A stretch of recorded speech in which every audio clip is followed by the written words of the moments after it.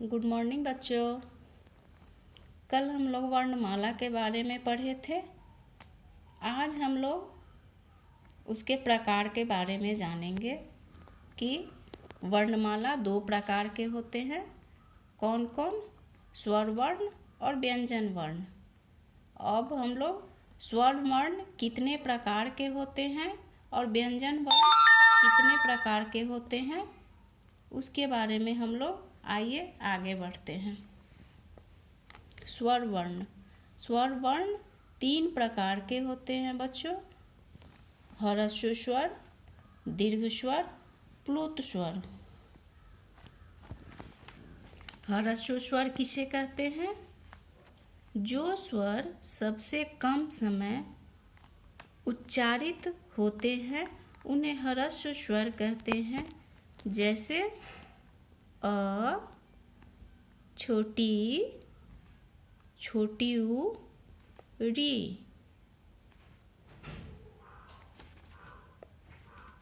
ये चारों ह्रस्व स्वर हैं। दीर्घ स्वर।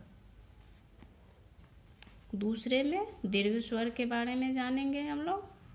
जिन स्वरों का उच्चारण ह्रस्व स्वर से अधिक समय में होता है उन्हें दीर्घ स्वर कहते हैं। जैसे आ, बड़ी ई, बड़ी ऊ, ए, ऐ, ओ और औ। ये दीर्घ स्वर हुए। अब प्लुत स्वर। प्लुत स्वर जिन स्वरों का उच्चारण दीर्घ स्वरों से भी अधिक समय में हो उन्हें प्लुत स्वर कहते हैं।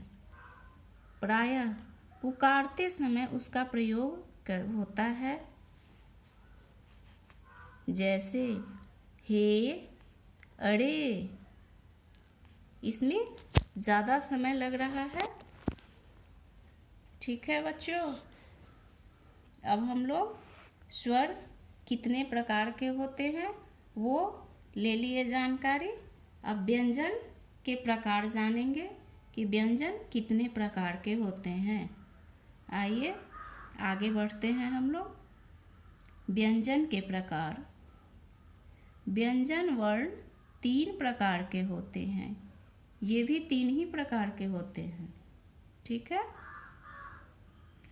स्पर्श व्यंजन, अंतस्थ व्यंजन और ऊष्म व्यंजन।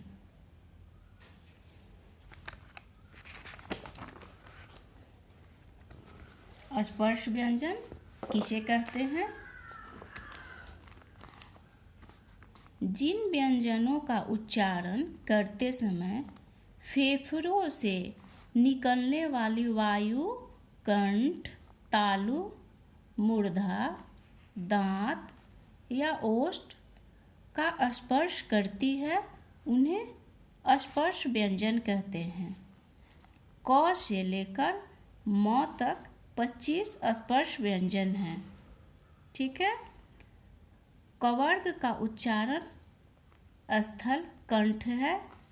चवर्ग का उच्चारण स्थल तालु है। टवर्ग का उच्चारण स्थल मूर्धा है। मूर्धा दांत के ऊपर जो होता है उसे कहते हैं। तवर्ग का उच्चारण स्थल दांत है।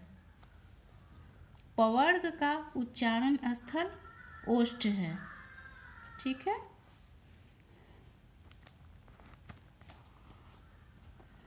अब हम लोग दूसरे नंबर पे जो व्यंजन का दूसरा है अंतस्थ व्यंजन। जिन व्यंजनों का उच्चारण स्वरों और व्यंजनों के मध्य का होता है ये स्वर और व्यंजन के बीच में मध्य होता है। जैसे य, र, ल, व। ये चारों अंतस्थ व्यंजन हैं। अब तीसरा व्यंजन ऊष्म व्यंजन है। ठीक। जिन व्यंजनों का उच्चारण करते समय हवा के रगड़ खाने से मुख में गर्मी उत्पन्न होती है, अतः उन्हें उष्ण व्यंजन कहा जाता है। जैसे तालव्य श, मूर्धन्य श, दंत स, ह, ये चारों उष्ण व्यंजन है। व्यंजन हम लोग ले लिए, इसके बारे में जानकारी हम लोग।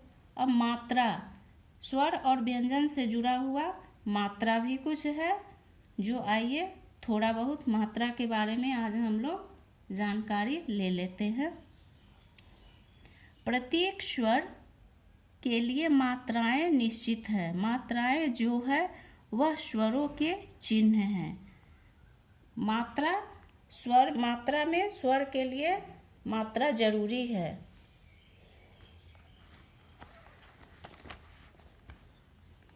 स्वर वर्ण मात्रा के रूप में ही व्यंजन वर्ण से जुड़ते हैं।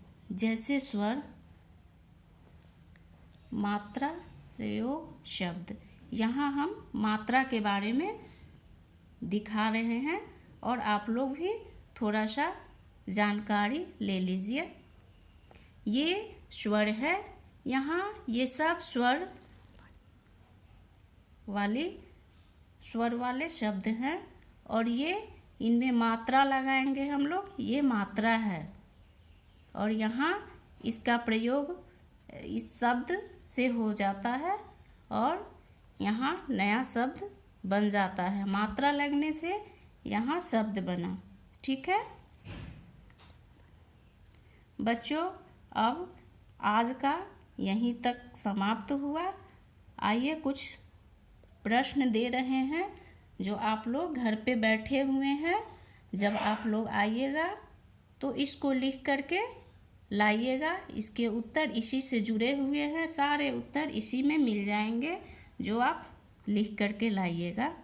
ठीक है, इसी में वर्ण किसे कहते हैं, इसके कितने भेद हैं, नाम लिखें।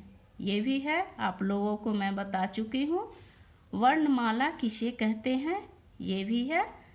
वर्णमाला में कितने स्वर और कितने व्यंजन होते हैं, स्वर किसे कहते हैं, व्यंजन किसे कहते हैं। पूरी वर्णमाला लिखें और उनका उच्चारण स्थान बताएं। ये आप अपने नोटबुक में लिख लीजिएगा और जब भी आइएगा ले करके आइएगा।